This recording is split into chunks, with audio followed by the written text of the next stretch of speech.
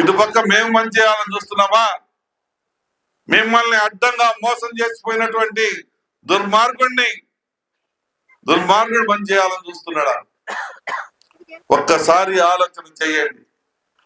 ఈ రెవెన్యూ సదస్సులలో ప్రతి అర్జీని పరిశీలన చేపిస్తా ఉన్నాం. ప్రతి అర్జీకి పరిష్కార మార్గం కనుగొంటాం. ఎక్కడైనా ల్యాండ్ గ్రాబింగ్ పాల్పడ్డాడంటే నా కొడుకుని మళ్ళా తప్పకుండా జైల్లో వేపించి బయటికి రాకుండా చేస్తాం. దుర్మార్గమయ్యా. ఎంఆర్ఓ గారిని రెవెన్యూ డిపార్ట్మెంట్ అడ్డం పెట్టుకుని ఏడు పొలాలు తీసి వాడి పాస్బుక్ ఎక్కియా, వాడి పొలాలు తీసి ఇంకొకటి దాంట్లో పెట్టా, రెడ్ మార్కుల్లో పెట్టించడం, లేదంటే ఆన్లైన్ తొలగించడం, లేదంటే ఒకటి పేరు మీద ఇంకొకటి ఎక్కించుకోవడం. దుర్మార్గం. మళ్ళా అటువంటి దుర్మార్గానికి సపోర్ట్ చేస్తారా?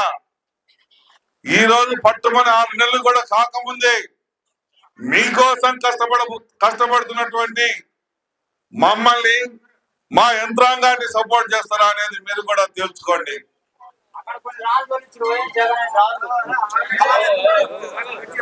బొమ్మలు వేపించాడు.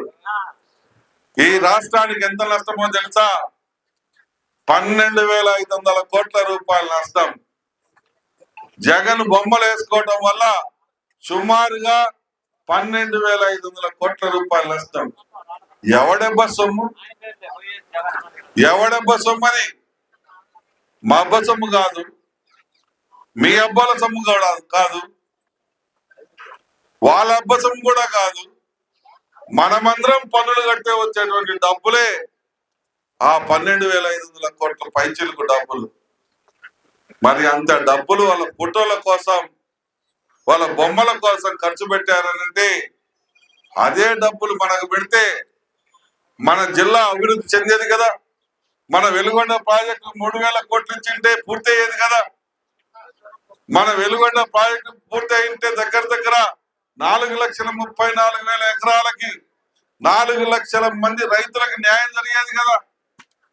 16-17 లక్షల మందికి త్రాగడానికి నీళ్లు వచ్చాయి కదా.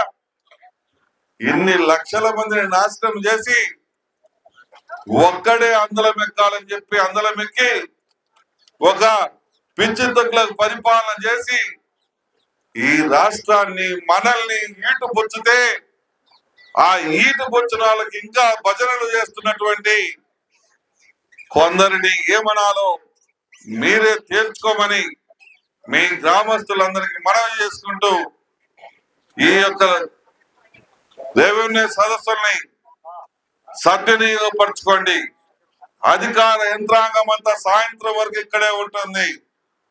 ప్రతి అర్జీని పరిశీలిస్తారు, ప్రతి అర్జీకి న్యాయం జరిగేలా చూస్తారు, ప్రతి అర్జీకి పరిష్కారం తప్పకుండా చేసి చూపిస్తారు. ఏదన్నా అవతలోడి పొలం నాకెక్కి మనం, అవతలోడు ఆస్తి నాకు రాసి మనం, లేకుంటే అవతలోడు మమ్మల్ని ఇబ్బంది పెట్టారని మీరు ఇబ్బంది పెట్టాలనో ఎటువంటి పనులు అడిగితే వాళ్ళు చేయలేరు. కోర్టులో కేసులున్నాయి, పనులు చేయలేరు. మిగిలిన సమస్యలన్నిటికీ కూడా పరిష్కార మార్గం దొరుకుతుంది. కాబట్టి రెవెన్యూ సదస్సుల్ని మీరు సద్వినియోగపరచుకోమని మిమ్మల్ని అందరినీ మనసారా కోరుకుంటూ సెలవు తీసుకుంటా ఉన్నాను.